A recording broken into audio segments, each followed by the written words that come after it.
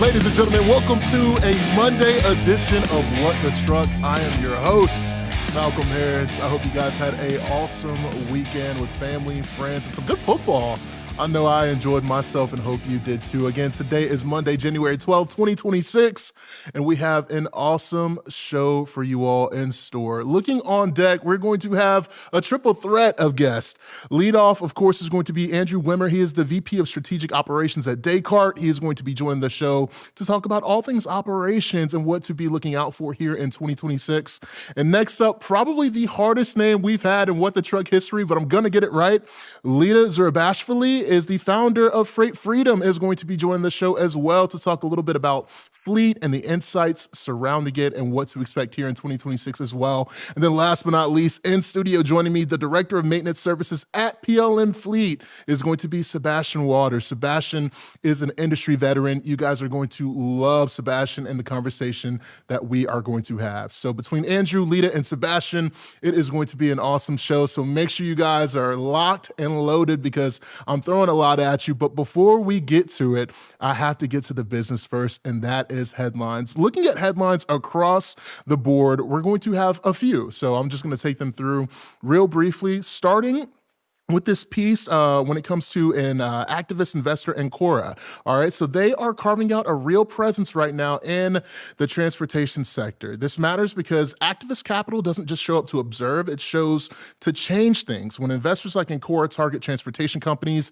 it's usually a sign that they see inefficiencies, underutilized assets, or leadership teams that aren't moving the needle fast enough. So in a market like this, underperformance becomes an invitation basically to expect more pressure on management, sharper focus on margins, and less patience for businesses and business as usual. So looking at this piece from Ancora, you can check it out right now on freightwaves.com for more information. All right. This next piece is actually going to talk about how job growth was flat during December. So looking at this right now, it says that this is the lowest level we've seen since 2021, and that this is just obviously not just growth. There's hesitation. Carriers aren't hiring because demand hasn't given them a reason to. Now, fleets right now are protecting cash, tightening operations, and waiting for clarity, but there's a catch here, all right? Flat hiring today can turn into capacity problems tomorrow if freight rebounds faster than labor can come back. So the market still feels stuck between, constriction and actual recovery. So for more information on this one, visit freightwaves.com as well. Now, I saw this piece, and it's something that obviously I hate to talk about, but it's something that we always, it seems like lately, are talking about. It's layoffs, all right? Now, shifting our attention to this one from USPS, insourcing, all right? It kind of hits hard. A Denver contractor is laying off 700 workers after USPS pulled last mile work back in-house. This is the risk of course, over-concentration in real time. When one customer controls most of your revenue, a single strategic shift can wipe out jobs overnight. So government freight can be stable, of course, until it isn't. So this should be a wake-up call for everybody, specifically contractors who haven't diversified their customer base enough. So definitely be sure to check out this piece about the USPS. And then over the weekend, the Fast Group situation, a last mile provider fresh off a merger, is now facing financial red flags when its PE backing freezing actually the PE backing froze funds. So this happens when growth outpaces execution.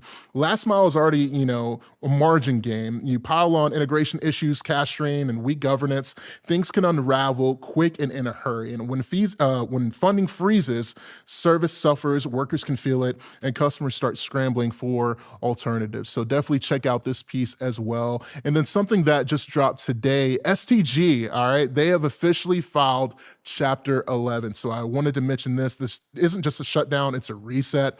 The company says it's charting a path forward, restructuring debt while continuing operations. They're not just some French player, right? This is a major intermodal and containerized logistics provider with deep port relationships as well as a nationwide reach. So again, STG Logistics has filed for Chapter 11. So that is your look around the supply chain world in terms of headlines. And now, again, I told you guys we're going to have a great conversation, and leading off again is going to be Andrew Wimmer, the VP of Strategic Operations at Descartes. Andrew, how are you doing today? And I love your glasses, by the way. Those look so good. Appreciate it, man. Thank you. I'm doing great. How are you? I'm doing well. Thank you so much for being here, man. And before we get into it, can you tell us a little bit about who you are and what you do? I mean, I know you do quite a bit at Descartes, but just walk us through, the totality of who you are, Andrew. Yeah, for sure. Yeah, Andrew Weimer, I'm VP of Strategic Operations, like you mentioned, for our transportation management suite of products. So our various TMSs like Aljax, Best Shippers, 3G TMS, as well as my carrier portal and MacroPoint. So responsible for everything from new customer implementations, all of our third-party integrations, carrier onboarding initiatives with our ELD network, and then also our account management team. Nice, nice. And Andrew, before we jump into what's new, what's your journey been like, and what shapes how you think about freight tech in today's market? Yeah, I started off my career as a freight broker. Started off at Coyote out of Chicago's first job, doing customer operations, and then went over to another broker and did carrier operations for a few years before I went over to MacroPoint. And I've really spent over 15 years now deeply embedded in the carrier side of the industry. And over a decade of that, helping build out MacroPoint's network from a time when we didn't have any drivers in the network into what it is today. A scale of 2 million drivers with the MacroPoint for Truckers app installed, 100,000 DOT numbers that are ELD integrated. It's something that we take lightly, but that scale represents a lot of relationships that we've built out, more than just data. So, what I see or what I think about freight tech today is really seeing how firsthand how driver, I want to loosely say the term harassment, carrier overreach, misuse of data has eroded trust and has really reshaped my thinking of freight tech in general. Being in with MacroPoint now for over a decade, if you damage driver or carrier trust, you're not just hurting adoption of your platform, you're also undermining an entire foundation of your product. Right. I think this human perspective of the carrier and the driver is very important. They're not just these abstract users of your platform. We have some team members within Descartes who have family members, even spouses who are truckers today, who interact, firsthand with various freight tech providers. And there's stories that come out of just constant disruptions, interruptions into their day to day, some loss of privacy, and this is compounding, say, erosion of trust that is happening based on some of these practices that different freight tech companies have. So where that's, shaped my thinking of freight tech as a whole as we move forward. And I think more what not to do when we invest in our tech and our AI and with data, is understanding that carrier relationship and fostering it instead of abusing it, right? Like not robocalling drivers every 5 to 10, 15 minutes. That's not innovation. Not using AI as a cheap replacement for visibility. Not forcing ELD integrations and then spinning around and exposing on demand full fleet locations or selling driver carrier level data. All of that really erodes trust in your network. And without carrier buy-in and without driver buy-in, you don't have a platform. So, the short-term data gains, I think, can really cost brokers with their long-term carrier trust. I can agree more. It's been a reoccurring theme that I've heard and guessed. The first 12 days of 2026, the word trust has been thrown out there quite a bit, and it kind of shows where we're at right now in terms of the market and just the overall kind of landscape of supply chain. Now, another thing before we go to our next question, it seems like all roads lead back to Coyote because I also started at Coyote as well. That was like my break into the industry. If you could go back to just Andrew at that time, what's one thing that you would make sure that he knew as you've grown and developed into your career with surrounding yourself with really great talent and a really good organization at Descartes? Yeah, early Coyote days, man. I was there in 2010, 2011. Nice. And I think that my biggest takeaway there was the quality of people that were hired.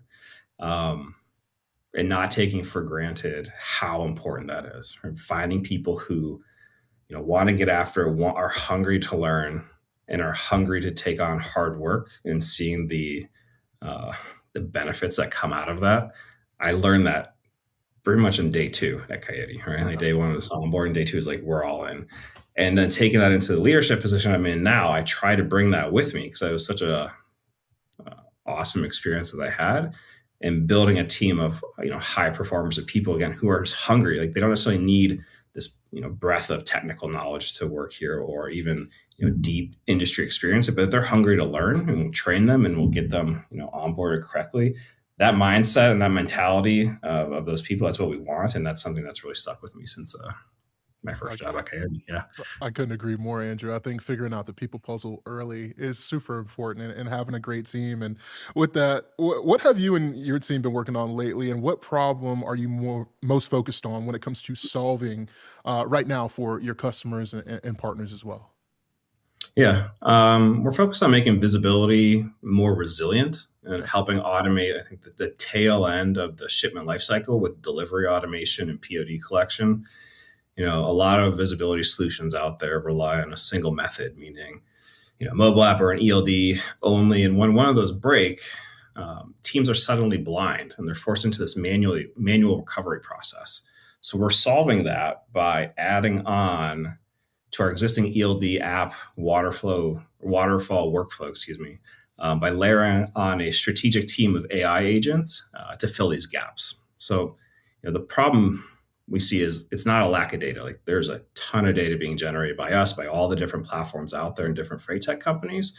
But the problem is this single threaded visibility, where when there's a breakdown, there's a blind spot, there's a gap, and that one signal then triggers all this manual workflow that's not revenue generating for these brokers, right? There's manual check calls, there's emails, there's the humans become the recovery mechanism. And our goal here is to remove that repetitive work and that recovery work and design a visibility platform that is resilient and doesn't collapse when there's breaking data. And we're doing that with our AI agents. Definitely. Now, Descartes has introduced Descartes, of course, MacroPoint OpsForce AI team. Can you tell us a little bit more about it and explain specifically, like, just what the inner workings of it is? Yeah. We've rolled out what we call OpsForce AI. That's a set of purpose-built agents that handle specific operational fail points that we see every day in freight. So instead of relying on one visibility method or pushing more work onto people, each agent is focused on recovery, whether that's restoring tracking, fixing data quality issues, filling in gaps automatically when there's a lapse in tracking. And together they're sitting on this multi-threaded network. So when something breaks, the agent engages without any constant human intervention. So there's three key agents, if I can talk about them really quick. Yeah, we personify them. One, we give them names. So one is Debbie. She's our driver adoption agent. And her job is to help drivers install the MacroPoint for Truckers app. It sounds simple, but a huge portion of visibility gaps starts before a load even moves, right? If you don't have a driver buy-in or compliance or the driver enabled and ready to go, you're not going to get tracking. And the moment she detects that either it's a non-ELD compliant carrier or there's a misconfigured app or just a driver who needs help installing the app, she engages and walks them through how to install it, how to enable the settings correctly, and their locations are correct, their location settings are correct, so that we're preventing those visibility gaps before the shipment even moves. The second agent, Chuck, we call him Check Call Chuck. The reason that he exists today is that in these single-threaded systems, when expected pings don't show up, again, like I mentioned before, humans jump in, and then this is leading to this endless manual follow-up of brokers on the floor, again, doing non-revenue generating work just to chase out check calls, which is insane. But what he does differently is that he's monitoring every shipment across our ecosystem to see, hey, is there a temporary delay in data on a shipment that might be in jeopardy, or is there a true visibility gap? And based on those expected signals, only engages them. We don't want to just deploy an AI agent to generate manual check calls, right? It goes against everything that MacroPoint has ever built on. But this agent calls a driver when there is a true gap to, one, obviously get a check call, but then help the driver reconfigure whatever tracking method they're on, whether ELD or the mobile app, to get them back on autonomous tracking so that no one has to call them again, right? Again, this concept of resiliency, so that our brokers can go do what they need to do with their customers and sourcing new shipments and covering loads, and also nurture and take care of our driver community with helping them fulfill their mandate from the customers, but also not abusing them with a bunch of phone calls. And the last one, Ava, she's our arrival departure validation agent. Since the inception of MacroPoint, we've had geofencing as default functionality with our platform. So when a driver arrives, we mark them as arrived. But that's always triggered a human operational workflow for our customers to say, "Hey, it's great you're there, but are you getting offloaded?" And now Ava calls these drivers to say, "Hey, are you truck the dock? Are you actually getting offloaded? Are you rejected? Are you in line, etc." To then really validate and remove any exceptions of false geofence captures for our customers to ensure that they're getting accurate arrival and departure times, and then also layering on document collections of PODs, lumber receipts in those phone calls to get back through the MacroPoint platform and sent back to the customer system so that they have cleaner milestone data, fewer exceptions, quicker time to cash. So it's cool, back office, if you will, automation for our customers. It definitely is, Andrew. My last question, because you talked extensively about the kind of the agents, but the names. Where did these names come from? Was this like you? Because I'm sitting here, I'm just like, wow, like that's really cool. How did this come about? If you don't mind me asking. Yeah, some of it's just alliteration. Sounds good. Chuck, call Chuck. Debbie, I believe, is the name of the mother of one of our original engineers of the product of MacroPoint, and it's kind of an honor to his mom. He built MacroPoint and then deployed the agent. But yeah, there's not a lot of science behind it, if you will. Okay. Andrew Weimer, VP of Strategic Operations at Descartes. Andrew, thank you so much for being on the show, and looking forward to seeing what you and the rest of the great team at Descartes do throughout 2026. And hopefully I'll see you in person, if not at F3, hopefully sooner. Yeah, for sure. I appreciate it. Thanks for having me. Thanks so much, Andrew.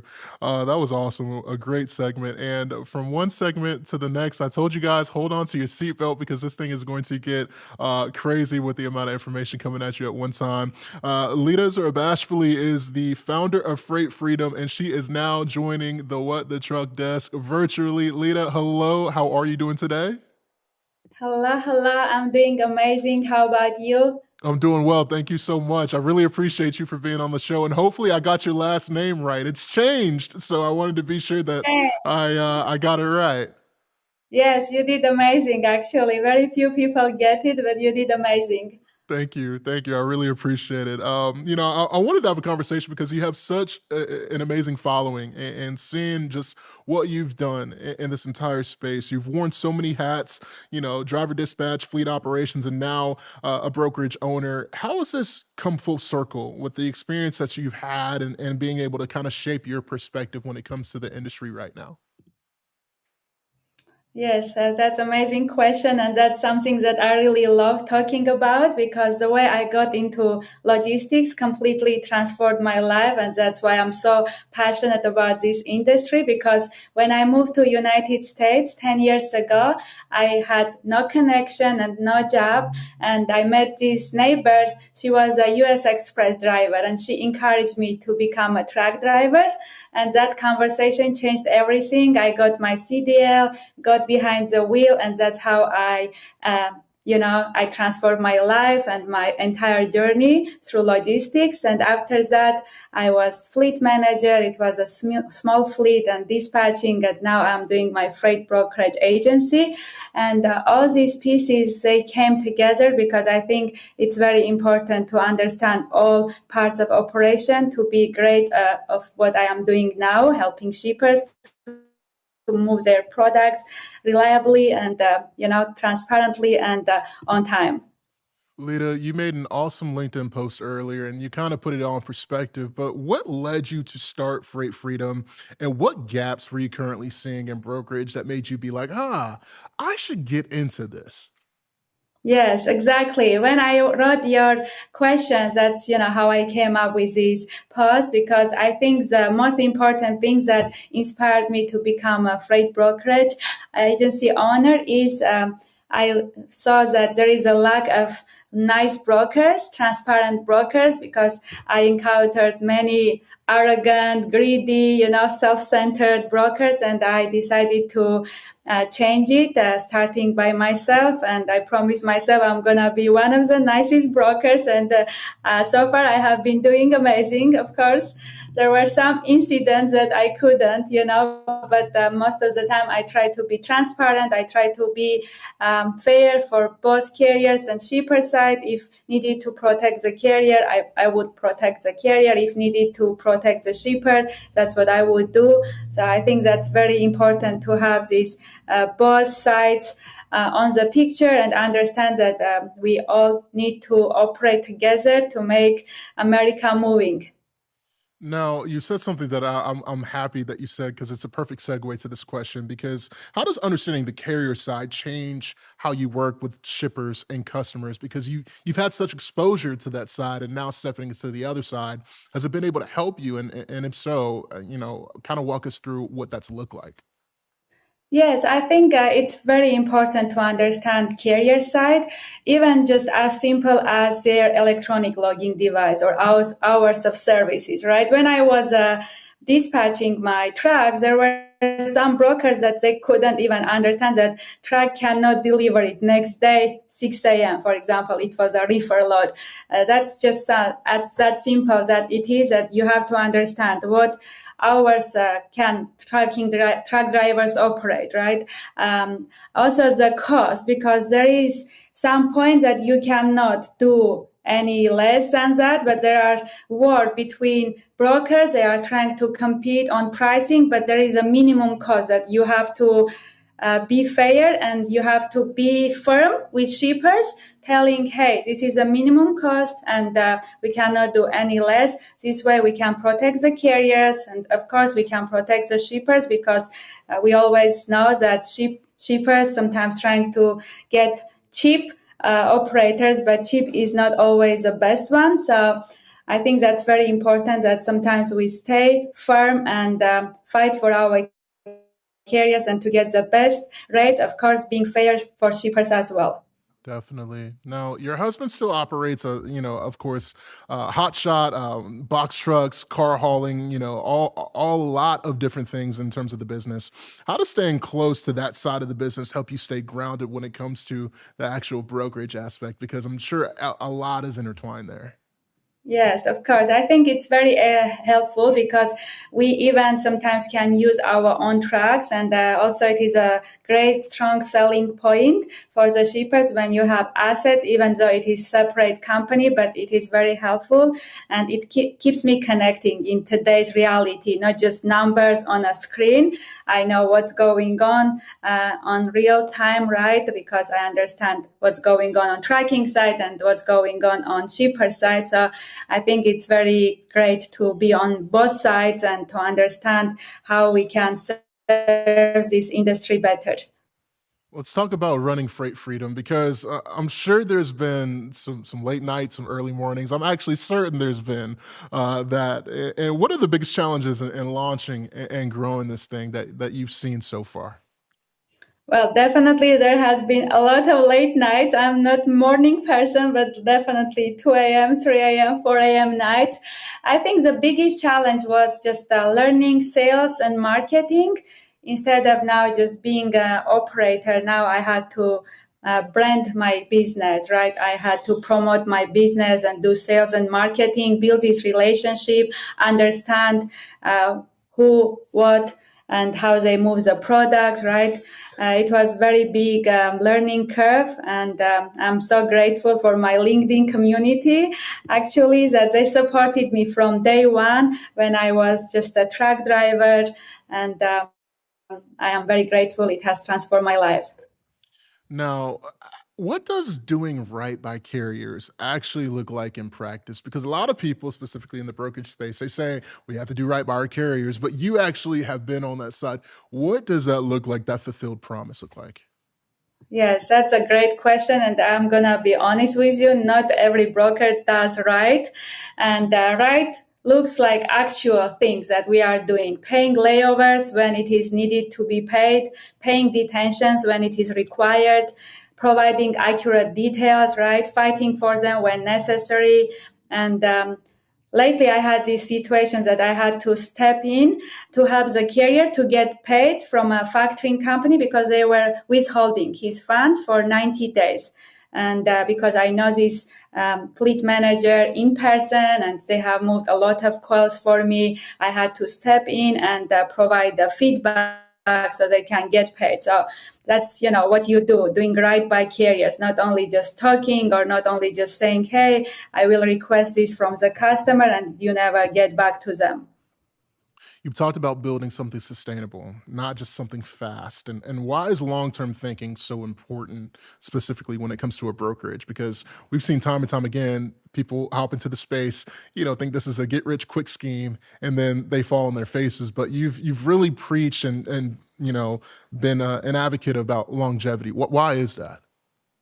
Well, because this is a relationship business, right? And relationship doesn't get established in one day and trust doesn't happen overnight. It takes time to know the person and build real open relationship and partnership. That's why I'm very, passionate of building this relationship. I had some customers that I have been staying in touch with them 2-3 years, and they finally decided to give me opportunity or finally decided to answer my request. So it is a long-term game and it doesn't happen overnight. So that's why I love, building these relationships. Now let's talk about the market real briefly before we go to our next guest. When it comes to your vantage point, what are the biggest pressures brokers and small carriers are facing right now in the market?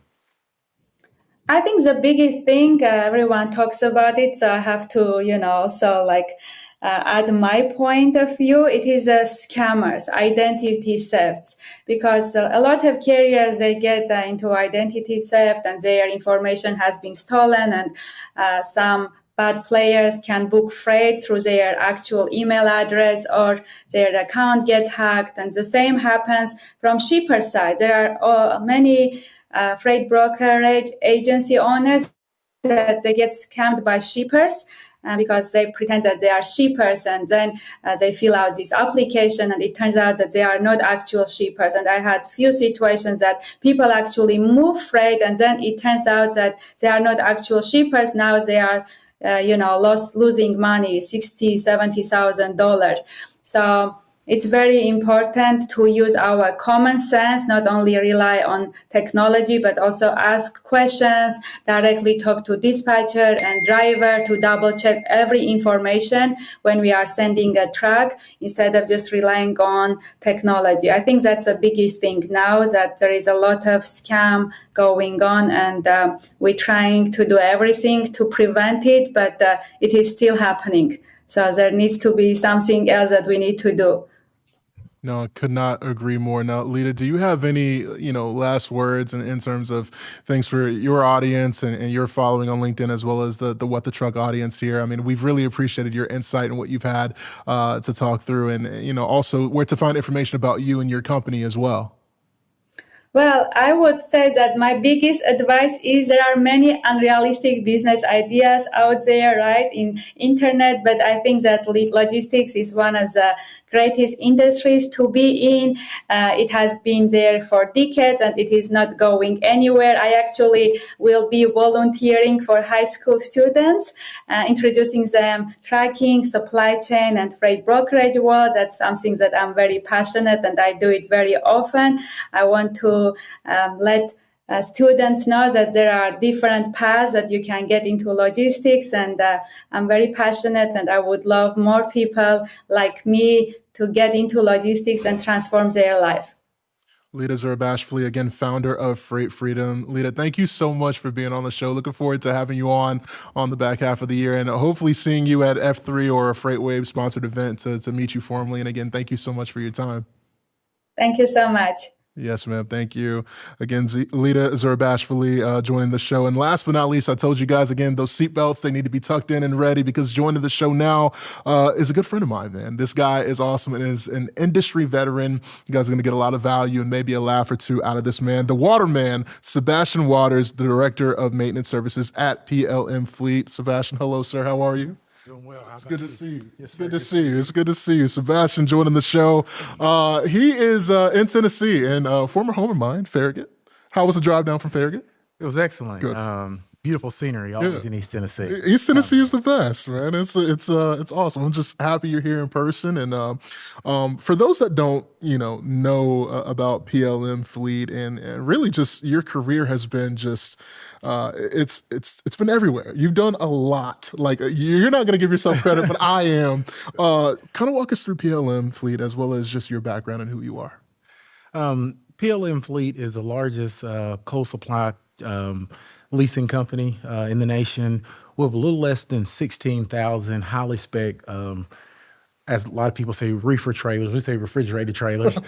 We also have the 40-foot container C-Cube that are all electric. Nice. And we also have highly spec'd all electric refrigerated units as well. Nice. Now, how did you get into this, and what keeps you passionate about this side of the business? Because refrigerated, for those that don't know, like this is really hard. Like it almost amplifies like what dry van is because there's the temperature component surrounding it. Well, I would say, first I would say I've been in this industry for almost 20 years now, almost 2 decades. I guess I'm dating myself a little bit. I started, way back when. I'm originally from Valdosta, Georgia, in the country with my family. They're big farmers. And then, I had the privilege of starting with Kroger on their logistics and warehousing side. Nice. And then just kind of moving up the oil and gas industry, and then a company here in Chattanooga. And then, kind of migrating over from dry vans over to the refrigerated trailer side, which is ever changing and it's exciting. Keeps me going. Keeps you going. I love that. I didn't know you were a Georgia boy either. I'm also a Georgia boy. So our trails, I mean, we've kind of done like the similar roadmap. You've recently shared some winter fleet maintenance tips. And why is it so important for fleets to prepare for cold weather now before issues arise? Because like it's about to be that time where it's frigid in certain areas of the country.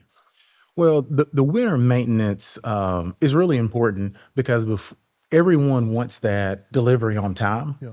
And our goal in maintenance services is to minimize those breakdowns, those catastrophic failures before they even get on the road, before they leave the DC.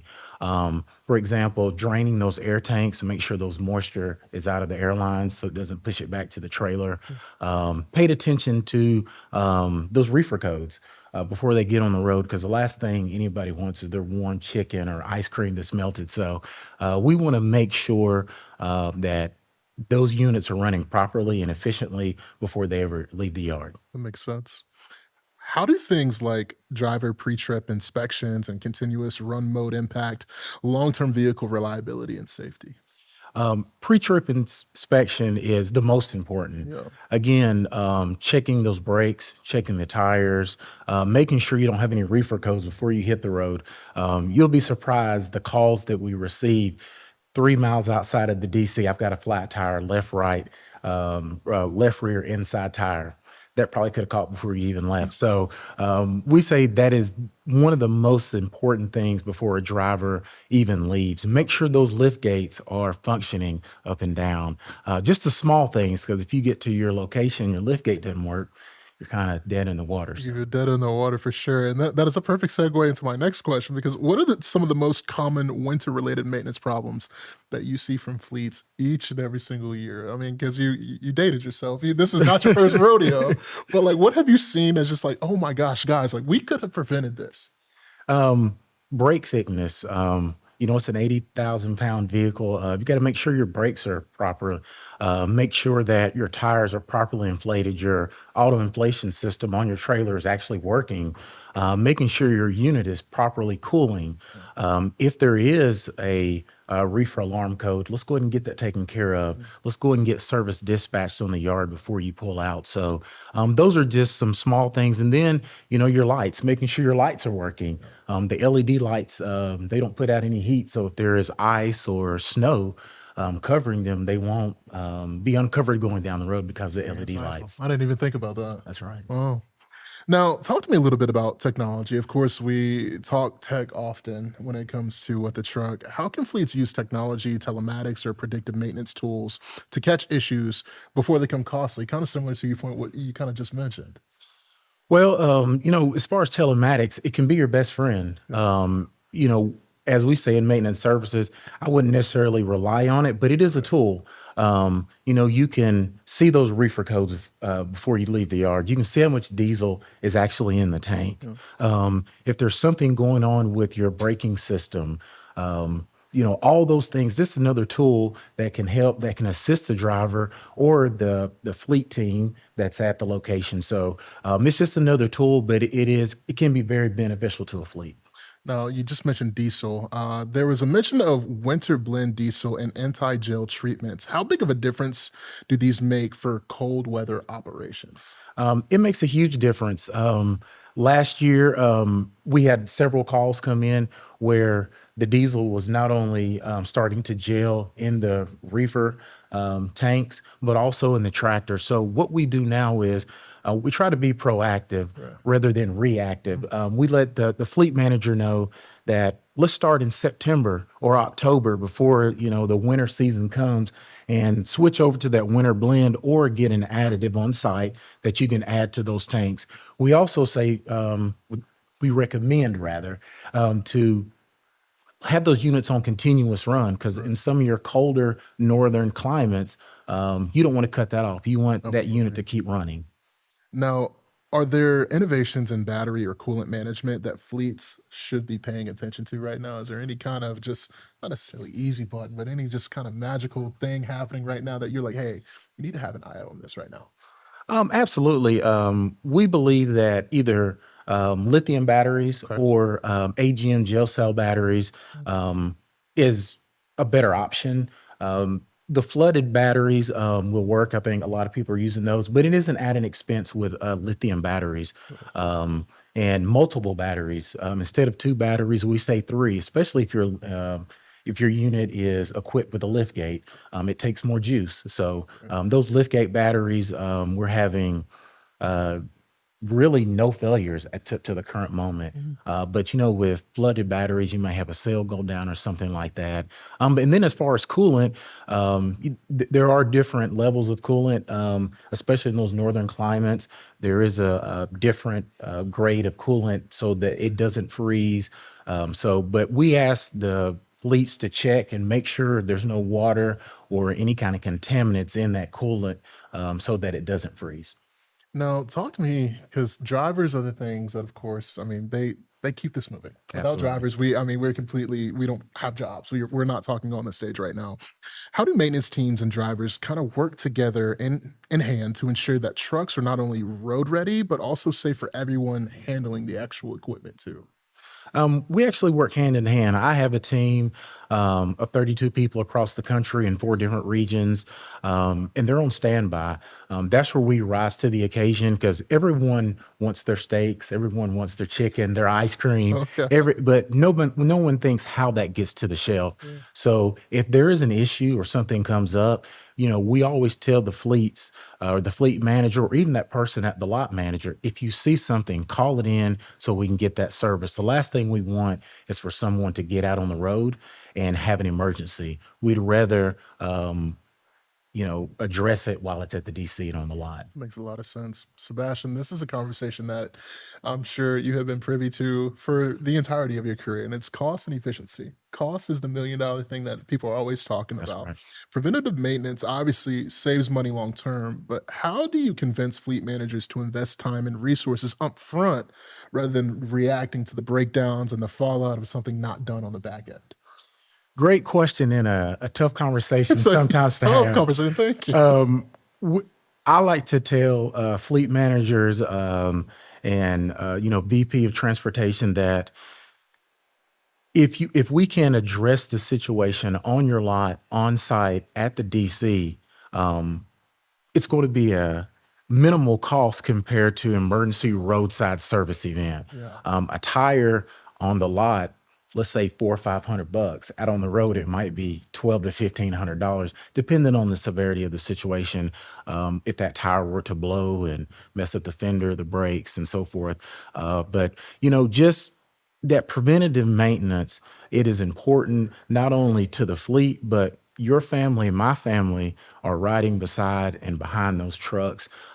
So we want to make sure that those units are maintained and that we are doing that preventative maintenance so we can reduce those breakdowns and emergency service events. Now, are there any small or often overlooked maintenance practices that can surprisingly have a big impact on fleet performance and cost control? Absolutely. I would say the number one thing is that DOT post-trip Yeah. and pre-trip inspection. That is the number one thing. So many things can be caught. Mud flaps that are missing. Like I said, the brake thickness, the tires, those reefer codes, any damages that may occur can be caught during that pre and post-trip inspection. And I know I sound like a broken record, and I say that at every driver meeting that I'm invited to, but it is the single most important thing before that tractor and trailer hits the road. As trucks get more advanced, looking ahead in the future, from telematics that we talked about to electric fleets, how is winter maintenance evolving? Like, how is this just kind of going into the future with what you've talked about today? And of course, the addition of so much from a tech perspective in our space. Well, just the technology now, not only surrounding the trailer, but the tractor. As I said a moment ago, it's just a tool that you can use, and it's a helpful tool. It kind of takes the guesswork out of everything, kind of like the electronic driver logs. We have the same for the for the trailer, for that reefer unit, for the lift gate. And being proactive and starting early. It's best to start early instead of getting in the middle of winter and then trying to add, your additive to your diesel. Make sure you have the snow change. Just have those things on hand in case you need them. If you could give one piece of advice to fleet managers right now to, prepare because they're probably late right now because it's January, so it's cold outside. But like, what's a bit of advice that you would give just right now? I would say proper planning, preparation, and execution of that plan. Make sure that you are ready. Be early. Expect the unexpected. And that's all part of that planning and preparation phase. Having those things on, gloves, your safety cones, all those things, those are the things that you need to be prepared. Nice. Now, there's a saying, I've heard this a time or two, prior planning prevents poor performance. Absolutely. That's what they say. So talk to me a little bit about, we're in a 2-minute drill, so I want to, do my best in terms of time, but one word to describe fleet maintenance today, what would that one word be to you? Evolving. Evolving. Okay. The biggest winter maintenance mistake that fleets can make? Not preparing. Okay. If you had to talk to Sebastian 20 years ago at the beginning of his career, what would you tell Sebastian? Oh, that's a good one. I would say listen, take it all in, and be patient. And be patient. All right. And if there's somebody right now that's out there that wants to kind of get into this aspect of supply chain, because it's rare, right, to be able to understand the happenings of really cold chain, what would you advise them to do? I would say first what is your passion? Because in cold supply chain can mean a lot of different things. If you want to get into, what we specialize in is on-site maintenance in the reefer space. That's what all we have is refrigerated units. I would say reach out, study the industry. It's changing. Make sure this is really what you want to do. It's 24/7, 365. Yeah. There are some good days, but there are a few hard days, typically for us in the summertime and the winter months. But be prepared. It's exciting. It's definitely a ride. I love it. Sebastian, where can we find more information about yourself as well as PLM Fleet? LinkedIn. I'm on LinkedIn. I'm active there. PLMfleet.com. That's where I am. Thank you so much, sir. Yes, I sir. appreciate Thank it. you. And then also, thank you guys for being on the show. Lita, as well as Andrew, for being guests. Looking ahead to Wednesday, the road ahead, we have Don Burnett from Kodiak going to be joining the show, as well as Cindy Brett. She is joining the show from Descartes as well. A lot of Descartes love this week, and a lot of love from me to you this week. Thank you guys so much. I'll see you on Wednesday. Peace.